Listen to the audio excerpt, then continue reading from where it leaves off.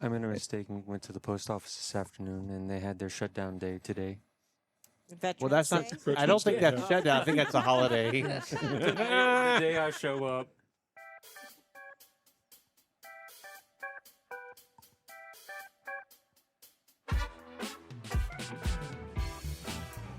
Hey, everybody, welcome to the Outer I'm Patrick, and you all know my crew. Chili. Buttermilk. Eric. Zucchini bread. And Jerry. What happened to sorry. zucchini bread there? I don't know. Zucchini That bread was found a weird. cucumber. She was like, Apparently, yeah. zucchini bread? Try it again. Zucchini bread. That's right. Oh, welcome back to the show, everybody. We're so glad to be here. It's been a wild time since we saw y'all last. We have some exciting stuff to talk about tonight, and I can't wait to discuss some things with you, my group. We have some challenging topics ahead. We have some fun topics ahead. But first and foremost, as we always do every week since we started the show, that weather. Yeah. That weather. I believe it was Friday. 60 degrees, 62 degrees Yeah, outside. It was nice out. Very, Very nice windy. out. Windy. It was yeah, it but was nice. breezy, but Yeah. nice. Not a cloud in the sky. Sunshine beating down on you. It was really, again, except for the high winds, gusts that would come by now and then. Really, really lovely. It was a lovely day. Lovely day, as Bill Withers would say. You would. A lovely day. And then, well, then came the morning. No, Saturday. Saturday was so lovely nice. too. It was Yeah, lovely, Saturday was yeah. really nice too. I'm sorry, I forgot. Yeah, Saturday was really Saturday nice. was nice. Yeah, Saturday was really cool. Then came Sunday morning. Sunday morning wasn't bad. Melissa and I got out Sunday for a little bit. It wasn't horrible. No, that was Saturday. That was Saturday. That was Saturday. Saturday, we We went and did got go That out was the Saturday, second. yes, That was the that's right. second Saturday. yes. Yes. Second was Saturday. Rainy on Sunday morning. It was. We hung out on the couch all day Sunday, Yes. doing a whole lot of nada. Sunday morning was nasty and kind of crazy. We ended up, Eric and I had to go to the yard, and we were doing some arranging at the house, and there is a storage cube we have like for our personal stuff at the yard that we use, and so we went over there to unload some stuff. We met up with our carpenter who's doing a really cool thing on one of our trucks, and it was nasty. It was just like, how fast can we get this over with? It was bad. And then so we get back to the house, and I did what everybody does when the weather's god awful outside and there's nothing to be done. You put your jammies on? I put my sweats Okay. on. I lit a fire Yeah. and a candle, and sat down and watched Jurassic Park, the original. Nice. I gotta say, Everybody does that, don't they? they do. I gotta say, Jeff Goldblum, Yeah. genius, Genius. absolutely genius. I enjoyed that movie so much, and we watched something else after. What did we watch afterwards? I remember. think it was not Landman. What's the one? Tulsa King. So we Tulsa Oh, yeah. King. Tulsa been- King. we were caught up, and when we were catching up with Tulsa King, and what a fantastic show. Got to get you onto land, man. If you're not watching Tulsa King, if you haven't seen it yet, Stallone, that's Sylvester, right? Yeah, Sylvester. It's so good. Mhm. I was reading a thing. I don't know if y'all know, like Sylvester Stallone. He wrote Rocky and a bunch of his movies. He's, he talks funny, so I think he kind of gets that impression of like, oh, he's kind of a moron, Yeah. but he's not. He's actually a genius writer, Yeah. producer, actor. He kind of plays himself in every movie, but but he's actually a genius writer. I was reading a thing where they were talking about Tulsa King, and the guy that wrote the not Sheridan who produced it, but the guy that Right. actually wrote it. He said when they landed Sylvester Stallone, he was excited because he knew his life was going to be that much easier because Stallone is such a good writer. Yeah. And he's like famous in Hollywood for being such a good writer. So, it's kind of cool to watch this progression, but the show is so good. It is good. I know. I think I mentioned on another Outer Belt, maybe last season, that there was kind of a documentary or docuseries of Stallone on Netflix, and Is there? it's great. It's phenomenal. If you haven't seen it, because it talks about how he almost gave up on Rocky because he was writing, and it's really good. And it's from his perspective. It follows him along, and some hard interview topics like family and but really interesting to see what kind of a person he is. I mean, who knew he wrote a lot of stuff if you didn't know that, So yeah, it was on Netflix about a year ago, came out. Okay. Yeah. Okay. Well worth watching that too. That episode that we recorded, obviously I spaced out for that, and I apologize, but That's I okay. definitely want to watch that. Yeah. That's, he's one of those people that intrigues me because he's kind of a Renaissance man, and some people you watch him and you see him and you're like, yeah, that's a Renaissance man. He's good at everything, right? Mm-hmm. And some people, like Rocky, you're like, he's not a Renaissance man. Yeah, that's a one-trick pony. But no, you dig behind the curtain. It's like, oh, no, he really is. Arnold Schwarzenegger, I think at this point now, he's proven himself to be a Renaissance man, right? Is a Austrian-born bodybuilder who comes to America, wants to be an actor, but he's in all these bodybuilding contests, ends up taking his money. He and his buddy start a construction business. They end up with a huge construction business. He's a multimillionaire before he ever starred in his first movie. Really? I didn't know that. Fascinating stuff. He's just a business-minded, work-focused person. Sure. Then gets into Hollywood, gets the right acting coach, and then gets into a movie, and then that snowballs into, Arnold, the superstar we know him as, right? And then he goes on to have this crazy career in politics, a Republican governor of California, which doesn't exist and hadn't existed in forever. And I guess Reagan maybe before him. Yeah. And there's more. I apologize. I'm not totally hip with California politics, especially the history of it, just the more recent stuff. But again, another, and then when he's done with that, he goes right back into the movies. Yeah. A guy that's just like a Renaissance man, genius. He is like pro cigars and bourbon, and also pro electric car. He's just one of those people who like. He doesn't fit anywhere like with a single camp. He's all over the place, and I think that's the kind of thing that like when you see those people highlighted, and you realize like, wow, there's way more out there than the single track or single course that we're kind of the news makes us think there is. It's very cool. I love seeing those stories. So I do want to watch out the Rocky one. So talk about a Renaissance man. I think Billy Bob Thornton in Landman is. I haven't seen Landman yet, so I don't know. But Billy Bob Thornton's one of those actors too that like he gets me because he can do something like Armageddon, which was my first introduction into Billy Bob Thornton. Really? And so I don't need that judgment. Not Sling Blade? I'm not as old as y'all are. So Angelina Jolie's husband? They're married? They were. They were? Yeah, but that was after That's Armageddon, interesting. and Okay. after Sling Blade. Okay, but imagine my first movie ever with him was Armageddon, Jerry. And then I went from that to watching Bad Santa, expecting a similar character. Right. Oh, yeah. And it's it couldn't be different. Yeah.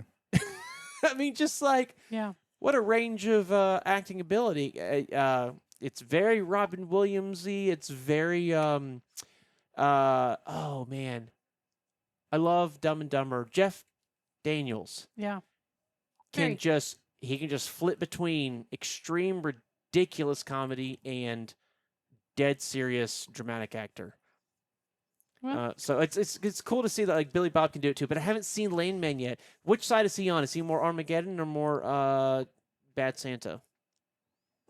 Or is it yes? Not Bad Santa. no. I mean, the whole premises of it takes place in Odessa, Texas, which, if you're a driver, most of us know what Odessa looks like. A lot of nada. I'm more Team Midland. I mean, it's all about the oil. Well, they travel between Odessa and They Midland, do. Okay, and, sorry. and also It's Dallas all Fort Worth. dust anyway, so it Exactly. doesn't matter.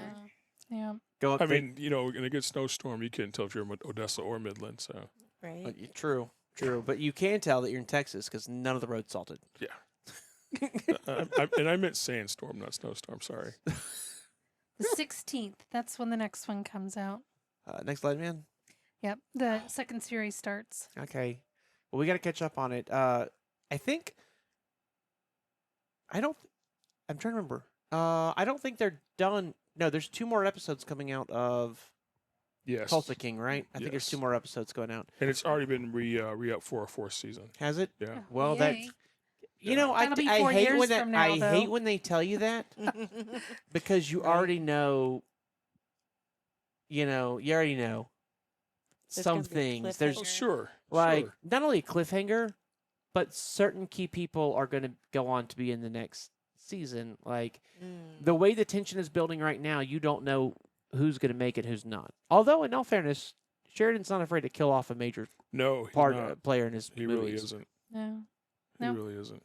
And we still got to catch up with 1883 or 1923 or Yeah. I don't know. I moved on from the Yellowstone trilogies, He's- quadruples, whatever you call them. I'm his Landman, Tulsa King, Mayor of Yeah. Kingstown, and I'm can't wait for Lioness to be picked back up. Do we- I haven't seen Linus or Mayor of Kingstown, so we're clearly missing out. yeah. Taylor Sheridan's a cool person. I'm sure a lot of y'all probably have watched the Yellowstone somewhere out there in the ether, and Right. it's Me either. oh, it's really good. I recommend it. At least the first episode. The first episode of Yellowstone, I genuinely believe changed television. Sure. It was so powerful. I think it actually had a profound effect. If you look at television after that, it actually changed it. It showed what you could do in television, and I think it's elevated the entire craft. I'm sorry. Yes, I you're saying? agree.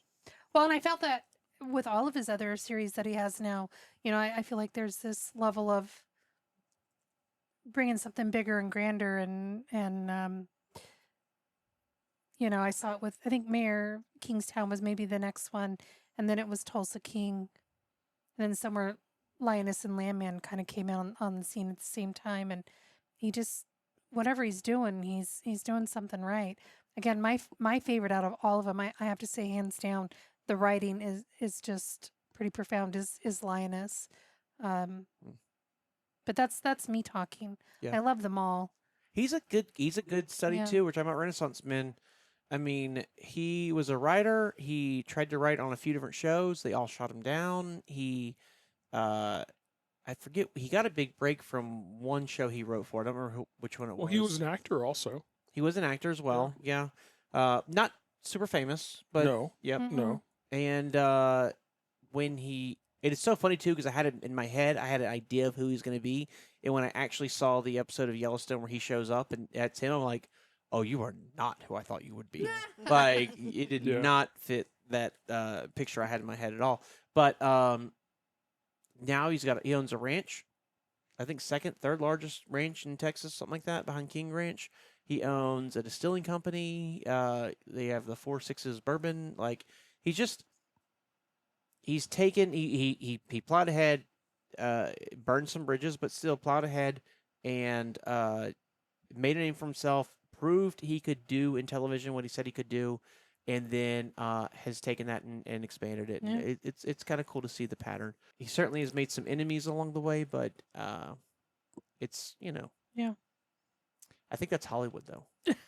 Yeah, I think it is. I don't think there's many like really big Hollywood producers that are really good people. So Good point. anywho, so yeah, we did that, sat down and watched TV, and then at some point I got up to refill my glass, and I looked outside and I saw snow falling. And I'm like, I remember seeing a thing that there might possibly, Yeah. we might get a little bit of Maybe. snow, a dusting. Dusting. Nothing measurable. Nothing measurable. If you Yeah. didn't catch it that night, Sunday night, you weren't going to see it. No, you wouldn't see it. So imagine my surprise Monday morning waking up, To 2 inches. looking outside of the back of my house and Yeah. just being like, holy cow, you couldn't see the grass. It was solid white. Every tree looked like a Hollywood set that had just been, Mm-hmm. Flocked. yes, Yes. with That was perfect. beautiful. It was gorgeous, absolutely beautiful. It just, I can't believe how wrong they were on the weather about like we'll barely get anything, and then we end up getting quite a bit. So yeah, What was today's high? 32? it was cold. Somewhere around there, yeah. Yeah, Yeah. today was Like, rough. If it normally got you'd enough. expect like the snow that fell yesterday. Yes. Throughout the day and today, there's just the sunshine. 'Cause the sun was shining gloriously today. Yeah. It was beautiful. You would have outside. thought it would have melted all that stuff away. No, there's still Yeah. lawns are still covered with snow. I like what Eric. Tomorrow though, Oh, tomorrow. high of 55. Yes, It's going to It'll feel all like be a heat gone. wave. it is. Watch out for flash floods. Oh man, it's gonna be. I already know it now. So like everywhere in Columbus, that's pedestrian friendly. So if that's your Hilliard, your Grandview, your Upper Arlington, these are Dublin, downtown Columbus. These are all like super walkable, friendly Mhm. areas. Yeah. They're gonna be packed tomorrow night with people. That's what happens. We get Yeah. a cold front. Everybody freaks out, stays at home, and as soon as we have a pretty day, and pretty day can be 45 degrees or Sure. 40 degrees, depending on how long the cold has been. They're out like cockroaches. I mean, like it'll be tons of people. I like what Eric did. Eric, we had a tree out in the front yard, a really nice tree in the front yard a couple of years ago. We had the first, actually, it was not the first, it was the last snowstorm of the season. It kind of came a little bit late. Yep. And Everything had started blooming for spring. The colors were out, green everywhere. yep. And then And, yeah. we had a snowstorm, and then it went really cold, so everything turned from snow to ice. It And wasn't. It was so far out of winter, it couldn't keep the snow cold enough. yes, So it So- turned to. so it water. melted and then turned to ice. It was crazy. And when that did, all that additional weight on the tree actually split it in half. It was heartbreaking. I do remember that tree. Yeah, it was beautiful out there too. Oh, anyways, and so Eric was like, "That's not happening this time." So what did you do, Eric? I grabbed one of the longest sticks I could find in the garage and went and poked all the branches to all the trees I like to knock out all the snow. Yes, we've like Just in case we it have was a going to turn to water and refreeze. we have a small weeping willow, and Eric's out there. It was a flagpole, so we replaced our flagpole out front. You know, the one that goes mounts on your house. Yep. And it's been in the garage. We've like been meaning to throw it away. Just it's all black and ugly. And he grabbed it and he's out there like whacking the trees to get all the Knocking the snow snow out. off. Yes. I'm like, Exactly. that's great because yeah, that would stink if that happened to another one of our trees. Yeah. I've actually seen a couple places around where we live that there are trees that are down. Like this snow did pull a couple trees it was down. heavy. Yeah. It was wet snow. Very I wet. wonder if that's why. Summit View. Summit Some View's of it was closed. closed. It was closed from the last turnoff Mhm. down. It had a road sign out said road closed. Yes. I wonder if that's why it was closed. I don't think that's it. So I think it's the water leak. it's that the they've got. water leak. Oh, they've that's had right, a water. yeah. They've had water's been leaking there That's for right. a while, and Last 2-3 weeks. I've yeah. noticed it. yeah, and I think they finally got the company out there to fix the issue or whatever. I But told you guys it would be a problem. You You did. did. yeah, You did. we didn't talk about it. Eric and I talked about it, but I was like, this is weird. Like Right. it's a perfectly dry road, and you'll Mhm. just be driving, and it's a little hilly, not much, but a little Not hilly. much. And then all of a sudden, you're just saturated with water, and it's like, what's going on here? This is not right. Something's gone awry. Yeah. It's I not, had- but it's not the first time it's happened. Like, as long as so we've been at that place for 6 years. It's just maybe the second or third time that exact area has gotten wet Hmm. and had this some they've kind of got an an issue. issue. So they've, I don't know if they've just got old pipes and they just keep fixing them and they break and they fix and break, and maybe they need to just cut it out and redo it or Yeah. what. But I don't even know if it's if it's under the road or if it's off the side or what, Yeah, because good I don't question. see a stream of water. It's just the roadbed's wet. Yeah. Yeah. It's very strange. Well, it's closed. Well, yeah. Hopefully they fix it, especially with the Before it freeze. starts freezing. I know. Turn to ice skating rink. Well, that'd be That's fun. That's what Heather Downhill. was worried about. Yeah, that's what I said. I'm like, I didn't know if it was something that happened every year, like with rain or whatever. And I'm like, it scares me because then your tires get wet Oh, yeah. and you're pushing that water and then you're going right to the hill. And it's a very steep downhill from there. It is. They To a actually stop sign. yes, they actually rebuilt like the last downhill to the it's a red light, isn't it? Yes. red light. It's red light. From there, from like the top of the hill to the red light, they repaved all that, not the whole road, just that section, and they made it with concrete because of how much damage that uphill Sure. gets because it's so steep. Yep. Kind of crazy. Well, since we've been gone, there has been some really, really there was a bad event that happened in Louisville. Yeah. By the time y'all are hearing this now, we're a few weeks into it. But we occasionally sometimes we are putting these things out the week that they are actually recording, the same week that we're actually putting them out. Sometimes we're banked, and this is spoiler alert, we're at bank season right now. So like the last episode you heard last season is a couple weeks old, and this one's going to be a few weeks old too. So there has been just breaking to us in Louisville, Kentucky, at the Muhammad Ali International Airport, which is UPS's primary terminal, a plane crash. And it was a UPS jet. It was an MD-11. MD-11 McDonnell Douglas is the jet that came after the DC-10. Everyone on the plane has died, and there were some fatalities on the ground. It's a truly horrific accident. We don't even have the full details of what else happened, but there have been some indications. I've seen some reports. I thought we'd talk about it. UPS and FedEx and Western Global, who are all three American airlines that fly this company, or fly this jet, do some things. And the NTSB, which is the National Transportation Safety Board, has come out and said, hey, until we know more, do some things. So the jet that was damaged was a 34-year-old MD-11.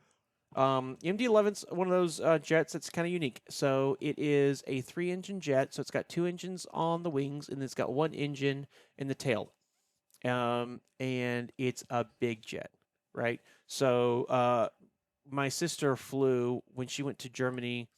Originally, she flew Northwest Airlines, and she flew on a either an MD-11 or a DC-10. I'm not sure which.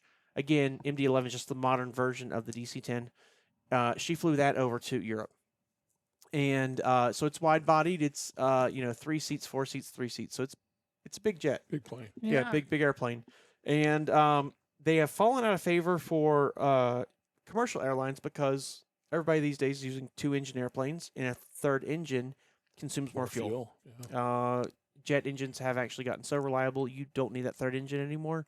So they've come out and said it's not necessary. It's also why the 747's disappearing. It's why the big, huge double-decker A380 Airbus that came out a few years ago, why it's starting to no longer be flown by a lot of companies. The 2-engine airplanes have just gotten too good. So a lot of these airplanes ended up going to cargo operators. So for a passenger airplane that buys brand new airplanes, they use them as much as they can until their operational costs, so the amount of fuel they're putting in them, how many staff it takes to run the airplane, everything. When that gets too high, they'll sell the airplane and they'll buy a more fuel efficient, cheaper to run airplane, right? Because they're flying them all the time. So like when you're flying an airplane all the time, and when I say all the time, I mean like these things make 2 flights a day, but those flights are 8 or 10 hours each. Right. So they're flying 16 to 20 hours a day. That's a lot of jet fuel, right? On the on the freight side, they're mostly flying at night. So like all day long, if you've ever noticed, you're driven past like Indianapolis's airport or Memphis, the FedEx hub, or which you can't really see from Memphis during the day, but you can at night. You see all the airplanes coming in and leaving Memphis at night. If you've ever driven up 55 or 40, sometimes you'll see them like just planes, like you see the lights just lit up the sky in a row. They do most of their flying at night, so the planes are sitting on the ground during the day. So if you're only flying an airplane a few hours at night and not all day, jet fuel's not that big of a deal to you anymore because it's a smaller portion of what you're doing. What matters is how much that plane loan note is, right? So how much you spending on that Right. airplane? So an older jet to a cargo airline's ideal. You can buy Sure. them cheap, and yeah, they're a little more expensive to fly, but you're not flying as much, so who cares? So that's why these old airplanes have become huge in the freighter market. 747s are the same way. Atlas flies a ton of 747s. UPS actually flies a ton of 747s as well. They have these old airplanes. They're perfectly safe, usually, to fly. They have really robust maintenance programs to make sure these airplanes stay running as long as they can. As a matter of fact, in this particular case, it had a General Electric engine. I believe it was CFM 56 56, which is a extremely robust engine. It's got unbelievable reliability. We're not sure what caused it, but as this airplane was taking off from Louisville Airport, around the time that they rotated, which is when they pull the nose of the airplane up to be able to take off, the left engine exploded, and we now know that it actually completely detached from the airplane, landed in the grass next to the runway, and the airplane could not lift more than like maybe 30, 40 feet off the ground.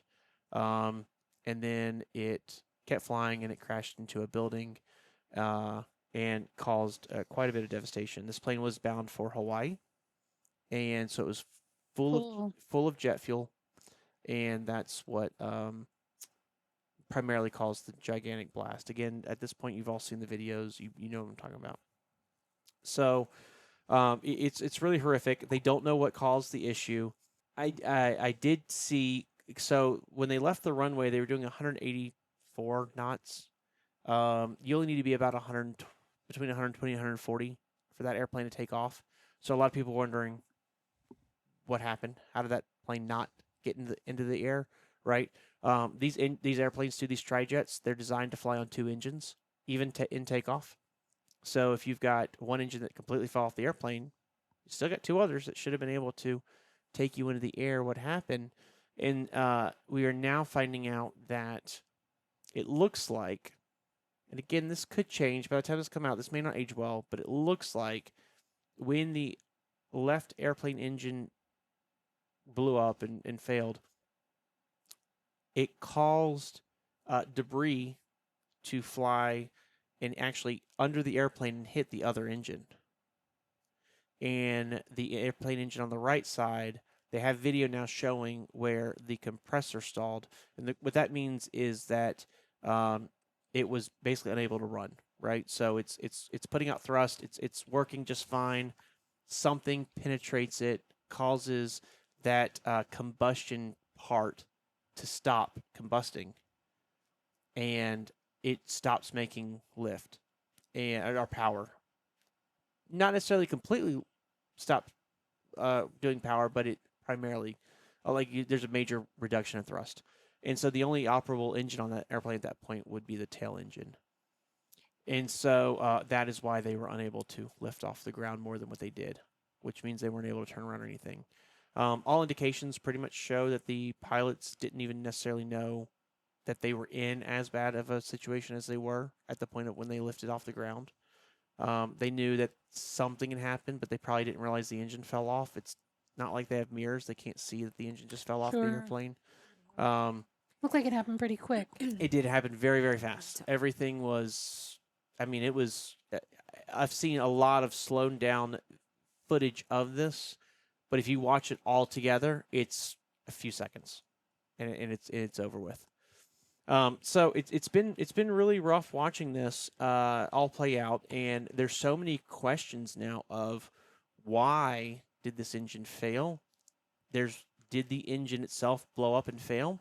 Or in 1972, I want to say, 73, somewhere around there, DC-10, again, I just told y'all the MD-11 is the modern version of the DC-10. The DC-10 had a very, very, very famous accident with United Airlines where they took off and they made a turn. And when they made the turn, the pylon, which is the piece of metal that comes from the wing to the engine, it actually snapped and broke off. And when it did, the engine fell. the airplane lost lift, it took out all the hydraulic systems of the airplane. Like all of the hydraulics were completely gone, so they could not control the airplane anymore. Without hydraulics, you can't control flaps, you can't control ailerons, you can't control elevator, nothing. Pilots had no control. It'd be like if you're driving your car and your steering wheel were to just snap off. They completely lost control of the airplane and it crashed. And it was devastating. And so a lot of people are comparing this situation to that situation. And they're going, is there a problem with the pylons that are causing this to happen again? What Boeing, who bought McDonnell Douglas, so now Boeing is recommending is everybody that has these MD-11s, until we know more, park them. Don't fly them. Let's figure out what's going on. Let's do some safety inspections on the airplanes that you currently have in your fleet. And then we will, then once we figure out what really happened, then we can decide whether or not to do modifications to make the plane safer, or, hey, that was a freak accident and, your planes are still safe to fly. So all three carriers did that. So UPS, FedEx, and Western Global all parked their jets. And then a couple days later, the NTSB, National Transportation Safety Board, they came out and grounded all of the planes. So now, even if they wanted to fly their airplanes, they can't. They're MD-11s. The Not MD-11s, all their correct. airplanes. Exactly, yeah, I'm sorry. The MD-11s. So now we're going to find out, wait for these planes to be looked at and try to figure out what happened. So the question at this point, since we know the engine blew up and we know that the engine fell off the airplane, was it the pylon failed, causing the engine to blow up, or was it the engine that failed, causing the pylon to fail?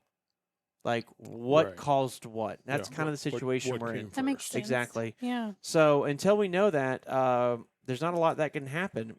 UPS and FedEx have both come out and said that this is fine. We have contingencies in place for if something like this were to happen. We have other airplanes we can fly. So both UPS and FedEx fly a very diverse fleet. So they have 777s, they have 767s, they have 757s, they have a lot. Actually, the MD-11s are actually airplanes that are starting to phase out of their fleets, because each one right now has one is 27, one is 24, I think, or 28. There's not a ton of airplanes in their fleet. It's already a minor inconvenience. Right. But they are putting these contingency plans in motion so they can still cover the freight, still get everything out. Your UPS FedEx overnight stuff can still make it there without the use of these particular airplanes. So yeah, it's interesting.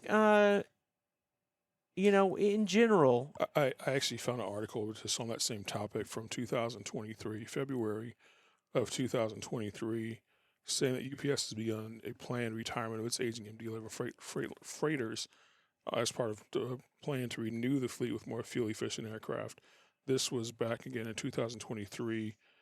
They were looking to retire 6 of its 42 MD-11s back in 2023. So I don't know where it's gone from there, but they already started that process. So they weren't relying on them heavily correct. anymore. So FedEx had even I haven't followed UPS as much as I followed FedEx.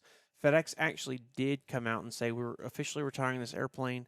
We're going to phase them out by 2028, which is only 3 years from Sure. really 2 years from now. This plane will be gone out of our fleet. Then they changed their model. I think we talked about it a few months ago. They actually brought the CEO from Atlas Air over to FedEx Express. And Atlas is a very unique cargo operator. They do all kinds of weird stuff. Like they have a huge fleet of 747s. They fly troops in and out of Europe and wherever they need to with these 747s that are set up for passengers. And they have a bunch of 747s that are set up for cargo. And so they do a lot of ad hoc cargo missions. So they'll pick up freight and bring it somewhere it needs to go, and then they'll go find another job. It's very much like expediting. They are going and finding these jobs, and then they're hauling them and whatever. They're just doing it, over water. Right. We can't. And so, but they also do things like they operate. Are you familiar with? And y'all may have seen these and thought they're ridiculous looking. Boeing has these gigantic airplanes that they're based on 747s, but they've taken the top of the 747 completely off and they've put this huge bubble like Oh, the super guppies. yeah, the super guppy Yeah. things. So Boeing has these airplanes. They own them. They did the modification to them, and what they do is they actually will open up the front of it. They'll slide a fuselage for like a 787 or something like that into it during the construction phase. They'll fly it from one factory to the next factory, take it out, and then they can finish building the airplane. That's why Boeing owns these. Well, Boeing doesn't have authority to fly their own airplanes. They're not an airline. They build airlines. So Atlas has the contract to fly those. So Atlas flies those planes that are owned by Boeing for Boeing. Yeah, they do all kinds of crazy stuff. Sounds like So- the wild, wild west of airplanes. Kind of, and Alice is very good at it. And if you know, you may not even recognize this is what it's from. If you've ever driven through Cincinnati, and you're heading to Florence, y'all, on the right hand side of the interstate heading south or left hand head north, there's a big office building they just built maybe 3-4 years ago, and it has the picture of Atlas like holding the globe. Mm-hmm. Yeah. That's their company Oh, headquarters. okay. So that's Atlas. They also Van lines, Atlas van lines. oh my gosh, no, not Atlas. That's No, not- no, no. But I mean, but there's Atlas van lines as well with that same logo. Yes. So I'd imagine they're just a different division of the same company. They're not. They actually are totally different Interesting. companies. But I Interesting. do see where you're going with that. Yeah. Huh. But no, they do this. They also have a bunch of stuff they fly for Amazon. Okay. They're one of Amazon Air's Yeah. big people. So like they just go out and find jobs, and they know flying, so that's what they do. Sure. So FedEx got their CEO or COO and brought them over, and that person has basically taken FedEx from like, hey, we're not just flying FedEx overnight envelopes anymore. Now we're going after all this other cargo that Yeah. FedEx has never gone after before. And so because of that, FedEx moved their MD-11 dates from 2028 to 2032. Interesting. Oh. So Interesting. they're delaying their retirements, and then they just had their whole fleet grounded of those airplanes.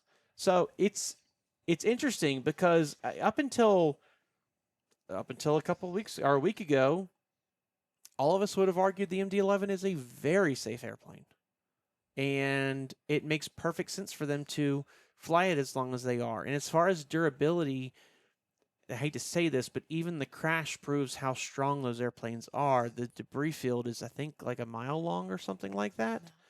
That's because that airframe is built so strong, it was able to actually go through all of that. Whereas you think of a lot of airplane accidents, they're very like small. Right. There's Right. not a lot of airplane accidents where the debris field is huge. This is a testament to how strong this airframe is built. And so it is a unique situation where this airplane is uniquely perfect for what they're doing, and they can't fly them now. So I am curious what's going to I feel like happen. it's going to be short-lived. I think they're going to get to the bottom of it. I think so too, but I also don't know if they're going to use this as an excuse to retire them. You know what I mean? Yeah. Like, will this be the big push that kills the MD-11 entirely? I think it's going to depend on what they actually find. So right up here, my FedEx airplane is an MD-11. I just realized that. Oh yeah. So the model that I have of this FedEx airplane up here on my shelf is actually an MD-11 from FedEx. I mean, it's a very popular airplane they fly. Yeah. So it is. Again, it's very interesting.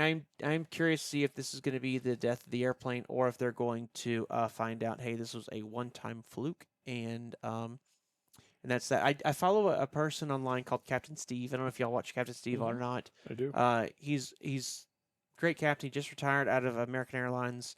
He was an Air Force pilot before that. I mean, his whole career has been aviation. He breaks down lots of topics in aviation, but he does talk about when there's a major crash. Like he talked about the Air India that happened last year, or earlier this year.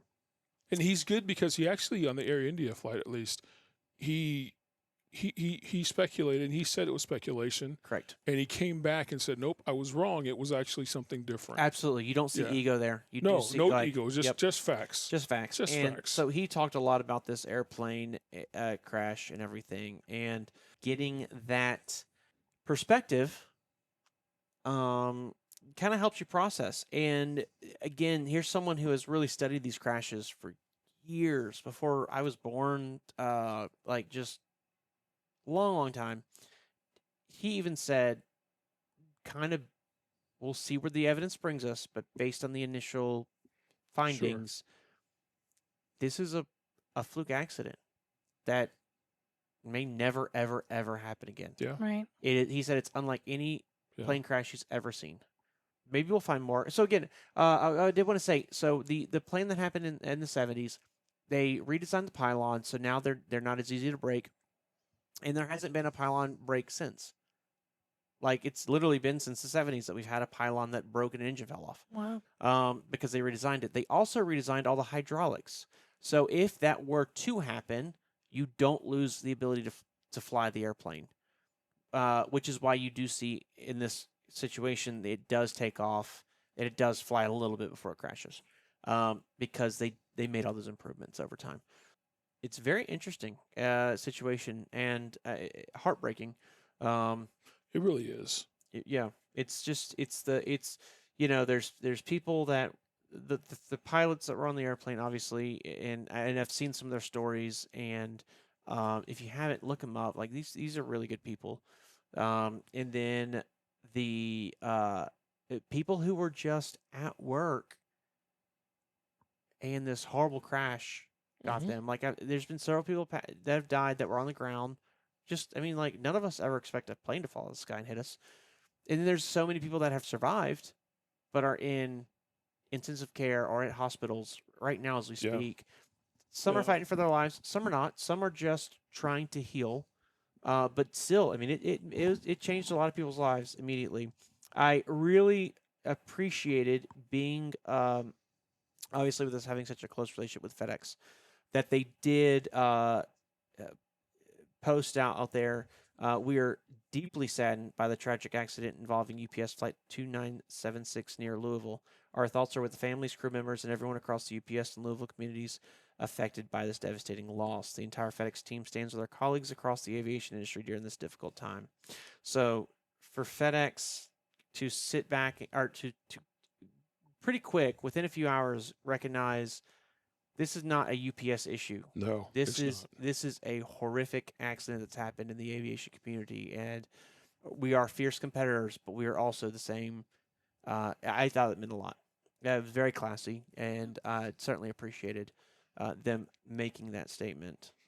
If we can bring this back down over to trucking, back on the ground, Yes. how many times have we passed by a collision of trucks? I drove by one just yesterday morning, and it was 3 trucks. The 2 in the back, there were 2 had rear-ended one. I'm not sure how it happened. Of course, I didn't see it, but when you think about that person that got up that morning, whether he was in the sleeper and he got out of the sleeper and got in the truck to drive, or left home, but he's out there working, doing a job, and these things happen. Yes. Don't know why they happened. Yesterday's conditions on the road were pretty sketchy, but these things happen all the time, unfortunately.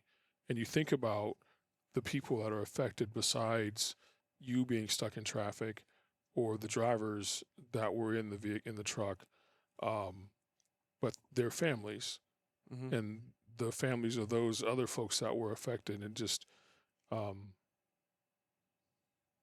it's dangerous out there all around. Yeah. Whether it's flying a plane or in trucking, being a passenger, in a plane or a motor vehicle, and you got to stop and think and appreciate the life that we've got and what we're doing here. Absolutely. I couldn't agree more. I mean, being the channel's airplane guy. Yeah. Sure. I still sit back and you realize, like, this was terrible. The Air India was tragic. The American Airlines Express jet that outside of DC Yeah. With the helicopter. with a helicopter. Yeah. Horrific. Like, when you get on an airplane and you sit down in your seat, you expect a certain level of safety, right? Sure. And it's still the Sure. safest means of transportation. Statistically speaking, like Flying. when we go fly somewhere or do something, the drive from my house to the airport to my house is the most dangerous thing I'll do that day. Flying is extremely safe. Even so, I'm hoping by the time this comes out, this is all settled.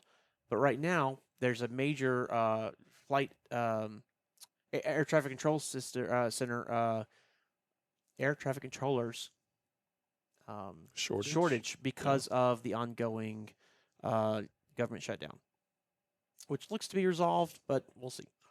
And so they're cutting flights left and right, and people are upset they're cutting flights, and I get that. I would not want my flight to be cut. I have about the time this is going to come out, I'll be on a flight, and I hope it doesn't get canceled, right? But at the end of the day, they are doing this because a canceled flight sure beats the alternative. Yeah. It just does. Sure. And so they are, like, whatever the political and other motivations that are happening behind the scenes, they are still taking a backseat to safety has to be the most important thing. Sure. And I think, too, with trucking, safety has to be the most important It has thing. to be. So when you are driving, especially right now, we're in that time of the year where the road conditions can change quickly, they have to do the most important thing. We have to keep eyes out for black ice. What does black ice look like? We used to hear that term all the time, not know what it means. When you're driving down the road and it hasn't been raining and all of a sudden the road looks wet, you're getting into black ice conditions. Where's icing most likely to happen? It's most likely to happen on a bridge or under a bridge. Yeah. And under a bridge could be really dangerous because the sun, like you talked about, the sun will melt the snow and all that ice.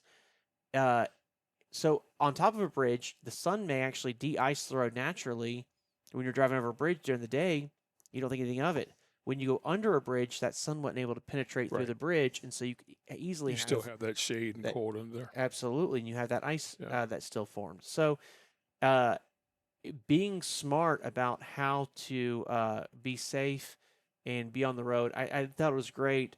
Jerry posted a article to our Hyfield Trucking website. trucking website. What is that? What Our blog. our blog? Thank you.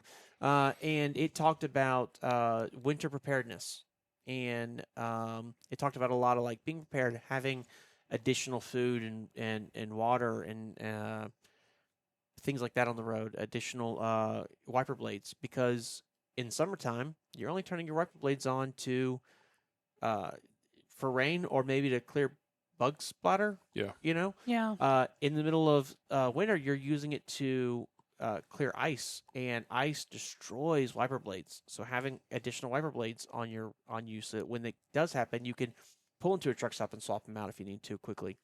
Having additional wiper fluid, because you go through wiper fluid Oh, like crazy. so much faster, crazy. and They're having rated. and They're have- appropriately rated. yes, that -20, Mhm. -30 degree wiper fluid, because if you're like me and Eric, so we were from, and I think you were as well, Vince.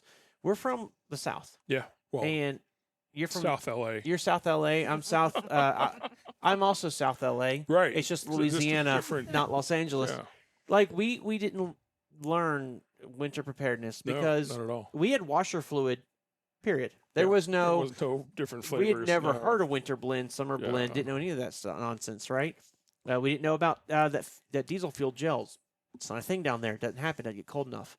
So the transition was big for us, and so a lot of people, if you've never driven in the winter, if you've never really experienced that, taking those additional steps, knowing that it does increase your risk, but it doesn't. This is going to sound weird. It doesn't make it more dangerous. It's knowing that, hey, here's a few additional risk factors I wasn't counting Sure. on. Sure. So you mitigate those risks by paying attention to weather, Sure. like becoming a crazy fiend Melissa, for weather person. Yeah. almost every trucking people I know that are out there. at least one partner has weather.com Yep. or weather underground or and and or what's the other one that's big? Brian's weather? No, Yes. Which well, one he's the video YouTube channel that the Lords share they with us follow all the him all time. the Yeah. time. And So there's you got something. yes, and there's also is it Angry Weather? What's the one y'all like? The cat one. No, Cat? the Oh, inappropriate one. WT Weather. WT Weather. Yeah. I Okay, haven't look, used that in a while. I should've that's used for that adults yesterday. only, just so you know. Yeah. And Yeah. then Jerry, you were gonna say something? Carrot weather is kind of along the same lines. You Yeah. can do either What obscene or very nice. WT forecast? Okay, WT forecast. Yeah. Yep. Mhm. Or you get the serious ones like NOAA, Yes. NOAA. You can pay for a subscription Sure. that alerts you with the bad AccuWeather. stuff. AccuWeather is a good one. Yep. I personally use WAF. This is going to sound really weird. WAFF. It's a weather channel out of Alabama, actually. But it shows me radar. Yeah. And it's got it's free. It's a lovely radar. I don't have to pay for NOAA anymore. Your daily notifications are Alabama. Yeah. So you know exactly how the weather in I Birmingham's do. going to be Exactly. any given I moment. do. However, it still follows me. Yeah. And so if something catastrophic is going to happen here, weather, snow, whatever, it will alert me to that as well. But that daily one is Alabama. I got Vince on this channel, but it shows everything. I really like the way that it shows, especially for the tornadoes. Another one we used to use was highway weather, where you can actually put in your location and destination, and it'll route you, or not route you, but it'll tell you the weather along your route when you anticipate to be there. Mhm. So it wasn't accurate if I'm planning a trip for tomorrow. Yeah. But it would help right away to know where I was going and kind of look ahead. Then also the other places to look for, not necessarily weather, but road conditions, are your state DOT websites. Absolutely. Which will tell you where there's road closures, that type of thing along your route potentially. Yes. Which that's a lot of downloading of apps. It is, but they're helpful. Yes. They're They useful. are. But I also recommend people. So Google Maps and Waze, they get a lot of like in the truck community, like, you shouldn't use that. That's for cars, right? And I agree. You shouldn't. They will put you in a low bridge. They will absolutely put you in a situation driving into a neighborhood you can't drive through. Yeah. So for navigation, no. But they're really good at giving you traffic conditions. Oh yeah, definitely. They are very helpful with Definitely. that. And so I know CB radio is a very handy tool that a lot of people use. So Or don't is use. or don't use. But I'm just saying. So some of those like Waze or Google Maps or Apple Maps, they're getting the same information. They're getting it to you potentially miles further than your CB radio can actually Sure. find out. And so Yeah. you may, look at traffic and be like, a good example, miles out. So I used to run Dallas to Columbus all the time, not hauling freight. I used to do that moving trucks because we worked with AA sleepers, God rest their souls. And when I would get from, I had two major points where I have to decide what I was going to do. Memphis was one. So from Memphis to get to Columbus, you can go I-40 all the way to Nashville and then go straight up 65 to Louisville and on to 71 pretty much all the way into Columbus. Or you can actually go north of Memphis. You're on a highway, don't know which one it is. You go through Dyersburg, you go through a couple other places, you sidestep Paducah, and then you get on the Western Kentucky Parkway, and that eventually gets you over to... That's a great drive. It's a beautiful drive, isn't it? Yeah. I love that drive. And then you can get to it spits you out on 65 by Fort Knox. So it's a longer route.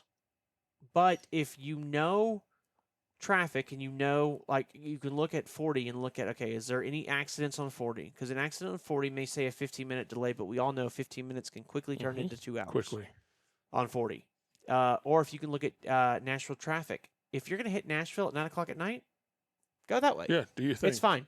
Yeah, it's We'll get 'em quicker. through, yeah. It's quicker. It's a lot of fun.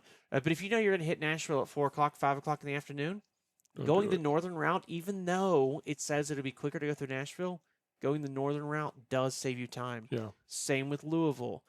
If Louisville is really bad, actually taking the time to go through on that same parkway over to Lexington and North can save you a lot of time.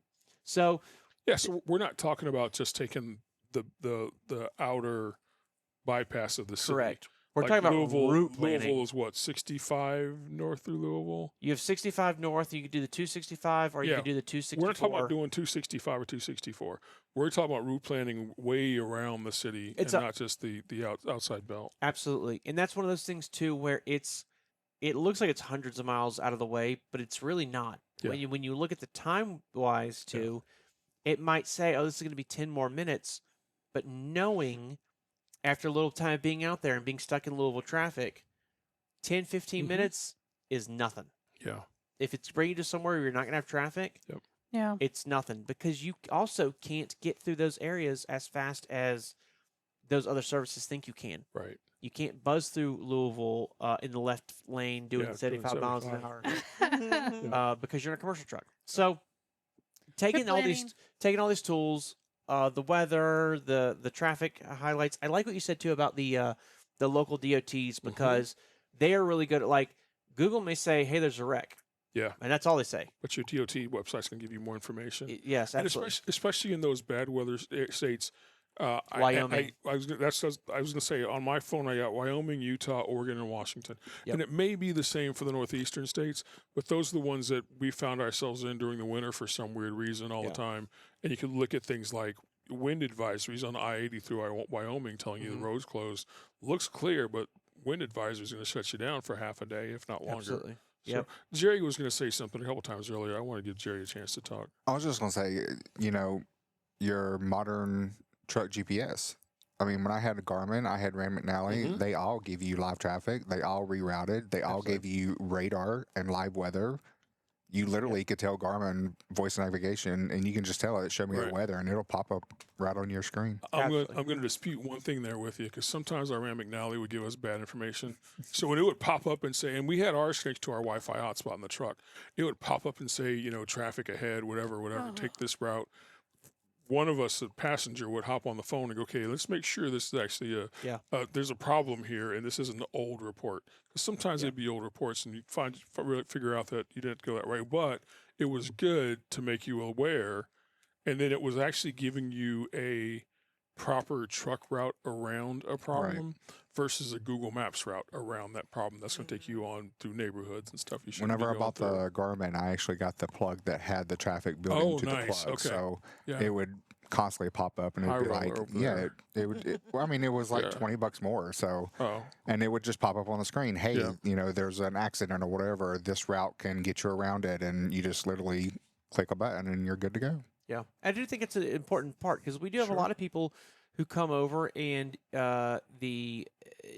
with each carrier they have map functions that help you get from where you're at to the delivery. So you don't have to buy a Garmin or a Rand McNally GPS. You don't have to. They already have that. Those do not have weather integration. They do not have traffic integration. They are the quickest points A to B that's truck route safe. And so that is where these additional apps do come in handy. And even if you have to pay for one, they're taxed right off. So you have that ability as well. Sure. FedEx. But you do. Oh, I'm sorry. I was just going to say FedEx. They offer navigation built into the Qualcomm. Exactly. That's what I'm talking tracks. about. Yeah. Same with Panther. How great. updated are those maps, though? Great. Because on the Panther I side, used Pretty it good. constantly. we used Yes, ours but all the time on the Especially for Panther side. hazmat. However, Panther no longer uses the Qualcomm or the OmniTrax. They use Samsara, which doesn't have it. Correct. But we found that our maps were ages old too. They weren't. Panther didn't update the maps on their OmniTrax. So Jerry ran for FedEx longer than I did, so I don't have the most up to date. Although you're up to date, it's 2021, so it's a little old. Yeah. Now that I think about it, yeah. And at those point when I left, those maps were very conservative safe. Sure. They weren't necessarily ideal. So I do know that while it's provided, it wasn't necessarily the best. And absolutely having a GPS that's made for trucking is definitely advisable. But I do recognize too, a lot of people come here and can't buy a $300, $400, $500 navigation system. And So- that was certainly, even though Panther's maps were outdated. It was more of an inconvenience and less of a danger or a safety issue. The map still worked. Yes. They may not just have the latest interchange that was built 5 years ago on the map. We didn't have the newest technology for probably the first 6 to 9 months that We didn't have that until we actually had a hazmat load, and our GPS wouldn't do hazmat.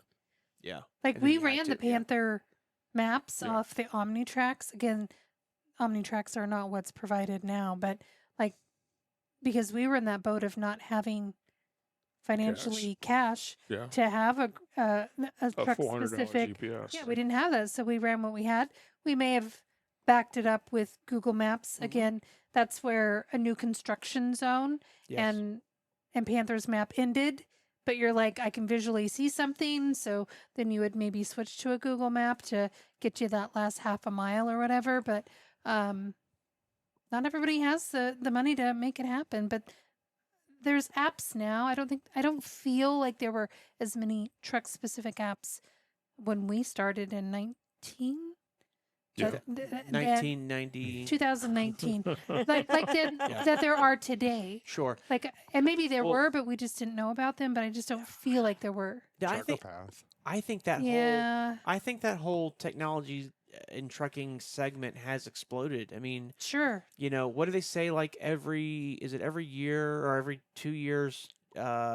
What is it? Something doubles in technology, right? There's some kind of Yeah, law. that law's been broken. It has been It's been broken, but I'm just saying, it moves a lot faster. it now, but moves so yeah, fast. So like sure. 2019, when it comes to that stuff, is ancient, Sure. which is crazy.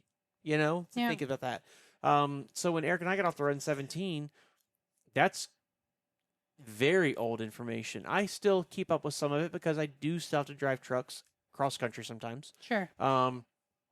But I don't have a GPS to take with me, but I know the routes I'm going.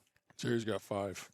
He does. I normally do take one, and this last truck that I went to get whenever it was down in Florida, I forgot to take it. And sure enough, the first thing I did is I went straight to Trucker Path, and they had Yeah. a free 7-day trial to their There you trucker go. GPS. And Yep. so I was like, hey, this will get me home. If I've got to Make travel, yourself a note for 7 days. if I've got to travel outside the original or the immediate area to grab a truck, Mhm. I have our GPS in the at home, and if it's been 6 months or so, I'll go sit in the car and plug it in and connect to Update the your Wi-Fi and maps? update it. Yeah. I Yeah. love when we would get, so Eric and I are back in our day.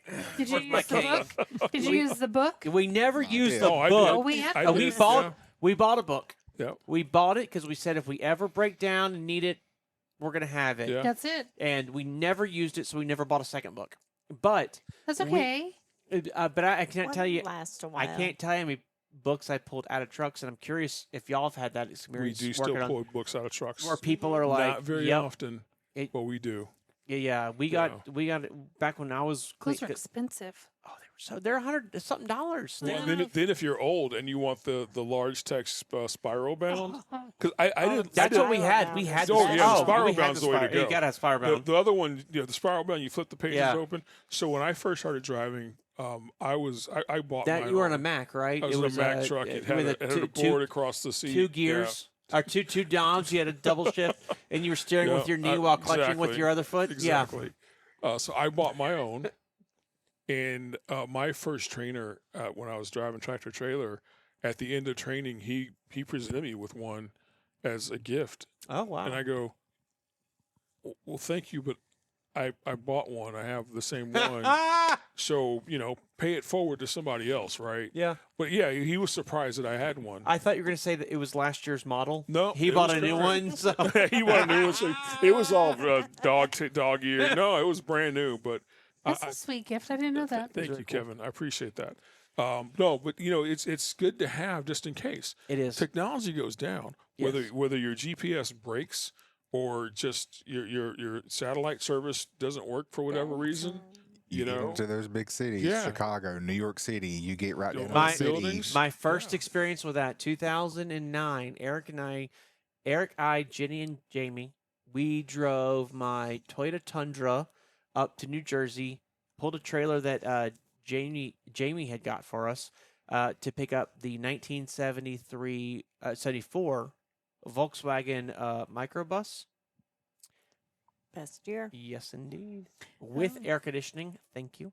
And the engine was seized. So we had to trailer it back. So we got permission from the guy that we bought it from. He had a big plot of land in New Jersey that we could load the van up, leave the trailer there, and then we would go in the city. So we actually drove into the city, and that was we went to the tunnel, Holland Tunnel. Get out of the Holland Tunnel, and it's so cool. Like I'm in a truck, but whatever. Like it's fine. We're in the tunnel. It's good. And we get out of the tunnel, and Google on my iPhone, it's like, sorry, we will see you when you leave the state. And I'm like, oh my gosh, y'all gotta quick open up your iPhones and figure out where we're at and where we're going. So we literally had to like look at regular map view, and there was no moving dot. It was like, we're passing 3rd and 164th. And then like find that like, okay, you need to turn right at the next one. The next one's a one way and it goes left only. So like all that to the Holiday Inn and if you know where the Holland Tunnel comes out, it's like near Midtown, and we had to go all the way into the CBD because that's where we were staying, right next to the Brooklyn Bridge. Oh, it was a disaster, an absolute disaster. That was my first time ever experiencing like so many tall buildings that your internet's like, nope, no, we're good. Yeah. You need to use paper products. Oh yeah, and we parked the truck. We paid to park. It was so expensive. It was like $40 or $50 a day. I believe it. We paid to park, and then we didn't touch it until we left. I'm like, I'm not driving to this city for nothing. But we were down. I mean, at that point, the Brooklyn Bridge. I mean, that's way downtown. That's the heart of it. Like we were not far from Wall Street. It was crazy. We had a huge hotel room though. That was really cool. Anyways, so squirrel. Yeah, having these tools.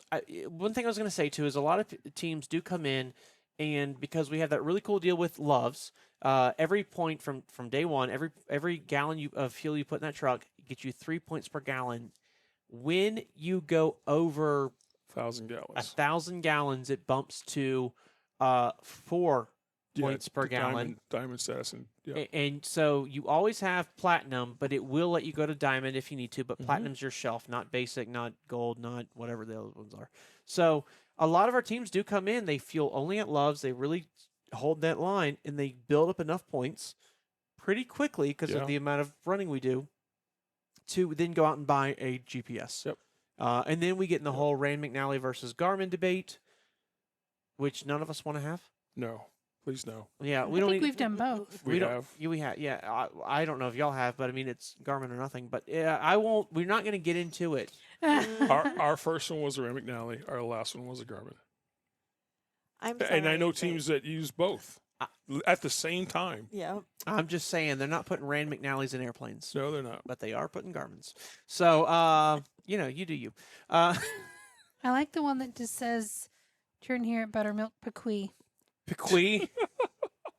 I always thought Rand McNally had like a bedroom voice. Oh, yeah. Yeah. And I always thought it was funny that it was, welcome to Virgin. Yeah. But when it was West Virginia, it was welcome to West Virginia. And I'm like, well, what happened to Virgin? Yeah.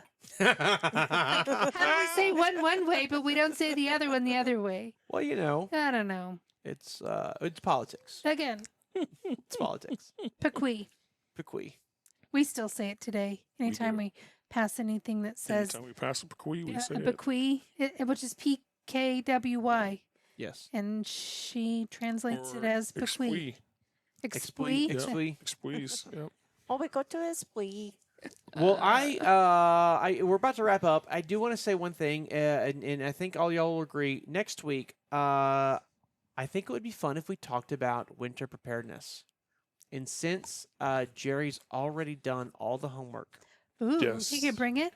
I think he should bring it. And we'll talk about it. And then we'll talk about it. Whose seat is he going to sit in? There we go. I like that. He likes his seat. Patrick's the host, so you can have my seat. No, I think he's good where he's at. All in favor of Jerry staying where he's at? Aye. Aye. Hi. He does control the camera, so he can certainly put a camera right of himself Absolutely. wherever he is. We can get a little iPhone, set it right here next to the right, candle. Right next to the candle, yeah. Well, the candle helps illuminate his face. It gets him that There you go, that yeah. glow. hmm Yeah. Candle glow. And he literally has a 5 o'clock shadow from his beard coming up his face. Jerry's like, I thought I was going to get away without being bullied today. So I let all the teams know when they come to pick up a truck Yes. we talked about the washer fluid. Yes. Because, I learned about it as I was on the road. And then there was a point where I needed some winter washer fluid. And I was in, I don't know, Mesa, Arizona, no, actually we were in Yuma, Arizona.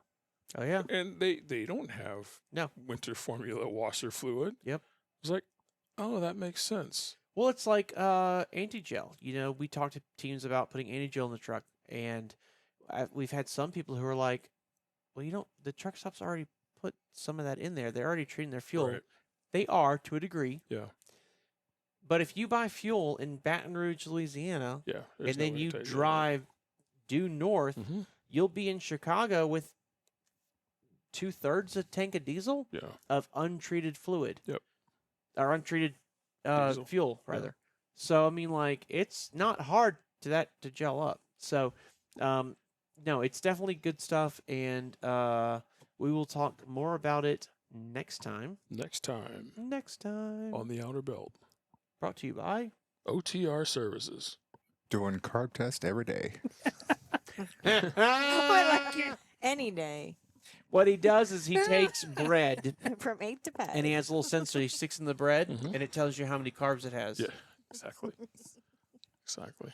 No, tell us about our good friends over at OTR Services. Yeah, check them out at otr-services.com. And whenever you need to do a CARB, which is the Clean Truck emissions systems testing that the state of California does require. So if you are doing business out in the state of California, that is required every 6 months. So check us out at otr-services.com for all your carb needs. If you're in the Columbus, Ohio area, you can go online, book your appointment, and we'll come out to you and take care of it. And we have heard a lot of companies, carriers that are starting to that have kind of been ignoring it are starting to crack down on that. Because the fees and the fines are going up. Custom Critical just announced they're going to start enforcing it as well come the beginning of the year. So it's get on the bandwagon now. It's not worth the $25,000 fine or whatever it is. 2,500, 25,000. I don't. It's something. It's a big difference. Wait a second. It's. That's a I thought it couple was like zeros. $10,000. I don't. If it's $300, It's too much. it's too much. When you can pay could've paid to get $150 your bucks or carb whatever test it is done, and get a yeah. carb test done. All right. So, I'll get that. Yeah, be safe than sorry. I think so. And then no mill lights. Yeah, no mill lights, no check engine lights. I had someone call me actually yesterday, and they were like, hey, I don't have a mill light on, but I do have an issue with the radar system on the front of my truck. That does not bother it. Nope. Just no mill lights, no check engine lights, because we're only checking the emissions. We're not looking at anything else on your vehicle. Absolutely. This does not replace a DOT inspection or anything No, like that. not at So, all. cool. Well, I like what they're doing. There is that piece of me that hates the ban, the government. It's costing us a fortune. But at the other hand, I also like breathing clean air. So, take it as you would. I am anti-acid rain. Vince, not so much. He likes acid. So, until next week. Whoa. Whoa. Can we slow down? Yes, please. Okay. Until next week. Jerry, what have we forgotten to ask everyone to do? Make sure you hit that thumbs up button if you like the video. Share this out to your friends if they're just, looking for content to keep them occupied going down the road. Also, hit the subscribe button. A lot of you are watching the channel or listening on your favorite podcast, but you're not hitting the subscribe, which does not cost anything. It's completely free to you, but it does help us with the YouTube algorithm to get our channel in front of more people. If you're interested in Hyfield trucking and all that we do over here, or interested in getting started with Hyfield, or would like to know more information, check us out at hyfieldtrucking.com. That's HYFIELD trucking.com. You can also give recruiting a call at 833-HYFIELD, HYFIELD, or 833-493-4353, option 1, Monday through Friday, 8 a.m. to 5 p.m. Eastern Standard Time. If you have any comments about the show or any suggestions, please leave a comment down below. We do read all of those. Or you can send us over an email at theouterbeltpodcast@gmail.com. Hey, what's the thing that we just hit? The Hyfield YouTube trucking channel, Hyfield Trucking YouTube channel. So that's Outer Belt plus Truck Tours plus Yes. all the other stuff. we do. Everything that encompasses Hyfield Trucking, we actually just hit 1.8 million views on YouTube. Nice. Whoop, whoop, Wow, Nice. whoop, whoop. that's a lot of Yeah. views. A lot of views. Boy, if I had $1 for each. Oh, really? Yeah. It's only taken me, the last 5 years of watching Tri-Field trucking videos To every make sure day all 108 to make sure I get 1.8 million views. Well, Yeah. I mean, It's working. I started it, I actually got it up going, March or April of 23? something like I that. think so. Yeah. So 2 years, Yeah. That's awesome. 2.5. That's two and a awesome. half, 1.8 million views. That's a pretty good clip. Yeah, it's not bad. How exciting. Yes. And we haven't even done any of the clickbait or any of the craziness. We it's au naturel. Yes. No clickbait, huh? By the way, Jerry, we need to incorporate clickbait. So until we see each other again, thank you so much for hanging out with us. We certainly do appreciate it. So until next time, until we see you again, thank you so much for hanging out with us and supporting us again. As he said, if you do see anyone in your life that you're like, hey, they would enjoy hearing these crazy people ramble, we would love to have them check us out. And if you didn't like anything you saw, we totally understand. Hit that thumbs down button twice to really show them how much you don't like us. Yeah. And we would appreciate it. We will see you shortly. Stay safe, make good decisions. Don't leave money on the table. And keep those wheels a turning. Good night. Bye.